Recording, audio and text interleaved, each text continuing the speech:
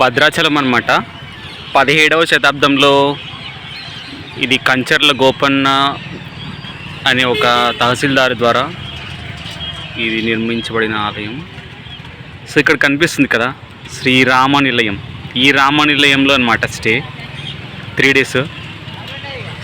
తర్వాత ఇక్కడ ఉన్న టెంపుల్కి ముందున్న ప్లేస్ మొత్తం కూడా ఇక్కడ కళ్యాణం కోసం ఏర్పాటు చేసిన ప్లేస్ అనిపిస్తుంది. ఇది ఉత్తర ద్వారం అన్నమాట.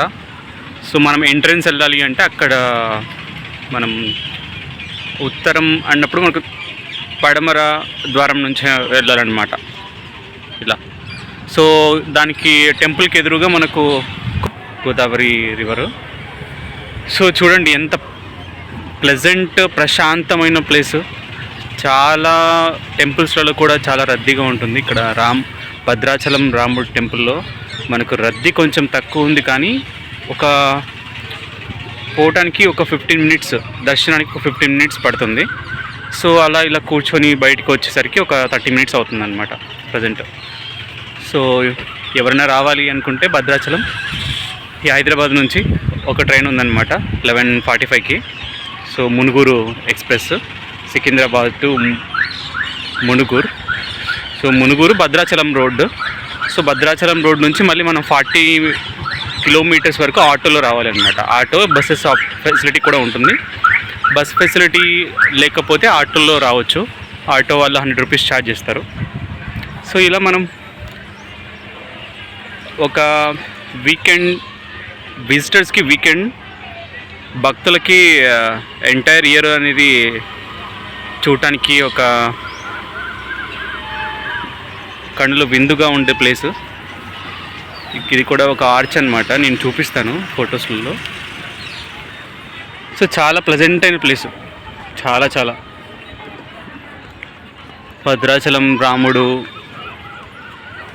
రాముడు గారు ఒకసారి దండకారణ్యంలో ఉన్నప్పుడు ఆ భద్రుడు అనే ఒక కొండ పైన కొద్దిసేపు ఆయన లైక్ సీతమ్మ వారు, తర్వాత రామలక్ష్మణులు అందరు కూడా సో అక్కడ సేద తీరారనమాట.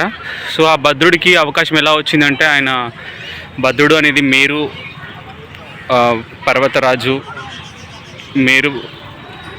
పర్వతరాణి యొక్క కుమారుడు అనమాట. ఆయన చేసిన తపస్సుకు విష్ణుమూర్తి ప్రత్యక్షమై, సో నెక్స్ట్ రాముడి అవతారంలో భద్రుడు సేద తీరడానికి కావాల్సిన కొండను ఏర్పాటు చేస్తారనమాట. ఆ కొండ కూడా మనకు పైన కనిపిస్తుంది.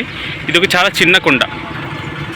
ఓకే, చిన్న కొండలో రాముల వారు నివాసం ఉన్నారనమాట, అరణ్యవాసంలో. సో ఇది అనమాట భద్రాచలం ఒక మహోన్నత్యం.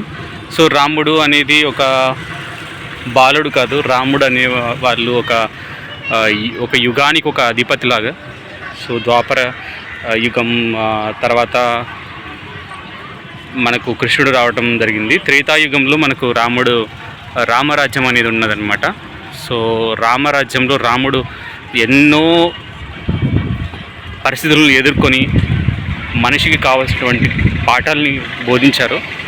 సో మనం రాముడి గురించి, రాముడి యొక్క ఔన్నత్యాన్ని, వాళ్ళ యొక్క విశిష్టతను తెలుసుకోవాల్సిన విషయం ఉంది. అది కూడా మన జీవితంలో మనం కూడా రాముడు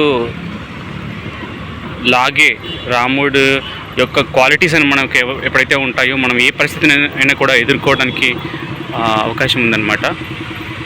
సో పరిస్థితులు ఎన్నైనా కూడా మనకు ఎప్పుడు కూడా ఆగలేదు, మధ్యలో ఆగిపోలేదు.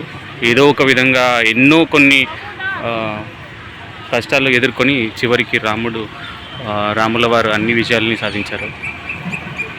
మనవులకి ఒక ఉదాహరణగా నిలిచారనమాట. అందుకే మనం రాముని గురించి చాలా ఎన్నో రకాలుగా మనం కథలుగా చెప్పుకుంటున్నాం ప్రయత్నం.